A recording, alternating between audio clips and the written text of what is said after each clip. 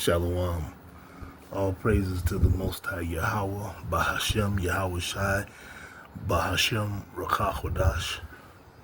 Double honors to the elders of GMS and also to the Akim, pushing this truth throughout the four corners of the world, and also to the speckled birds of the Israelite foreigners spread throughout the four corners of the world, but are actually of the seed line of Jacob. I say to you, Shalom. And I just want to talk about the book of Revelation and the end times. We're living in the days of Revelation, where things are being revealed at a quick pace and a very precise pace. And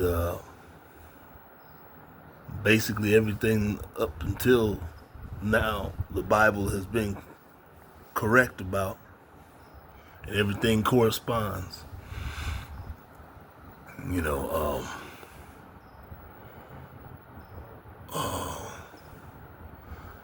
They've had people in history, or even modern times, they had people, Edgar Casey, who, or Nostradamus, who's supposed to be predicting the future.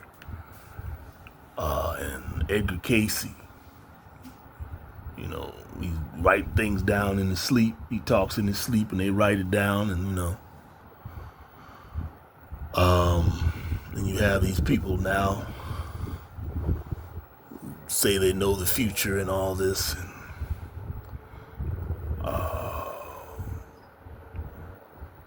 but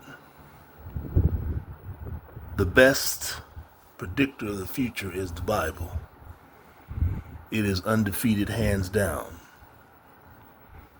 And when you learn how to read it properly and learn some of the cultural linguistics of it,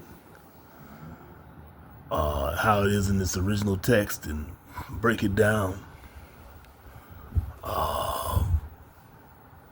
as it was brought to us by our elders and by the elder, brother who has since long passed on, named Abba Bivens, who had the revelation to break down these scriptures to us and reveal who we were and what the corresponding tribes to the corresponding peoples, which nations of Latinos or such tribes, and what nations of the so-called black tribes and the Native American tribes,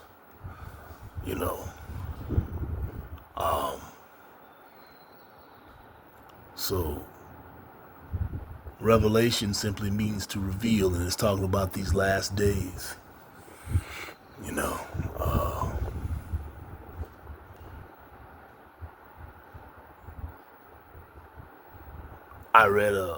I have a cultural Bible that I got many years ago, probably about 30 years ago, and it has a summary of Revelation in it, in the beginning of them, before, and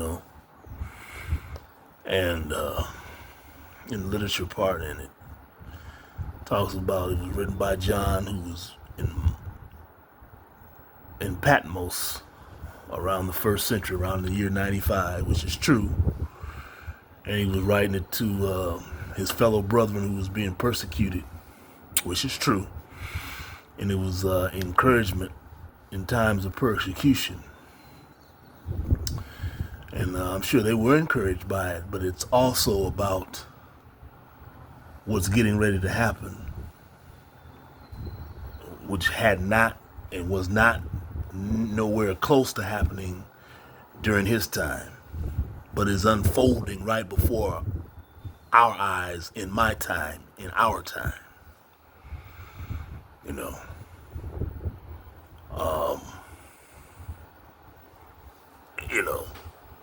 And as far as the whole Bible goes, we only have probably about one or two more, really, not even a hand's, as many as the hands on one finger, prophecies left. Everything else has been fulfilled. So we're just waiting on the last ones in Revelations you know, mostly in Revelation to take place. So, we don't need anyone else to tell us what's going to happen, soothsayers or psychics or any of these people who claim they have these doctrines or Scientology or whatever they call it or whatever they're into, you know, or that the aliens, the green men with the big heads and round eyes are going to come and save us from the reptilians and all this. No. The only beings in those ships are the angelic forces that are going to come down here and take care of things with Yahushua and Michael leading those angels and Yahushua leading everyone, leading that whole fleet, along with the 144,000 that are already here, scattered throughout the four corners, the elect. And that's all I have right now. And until next time, Shalom.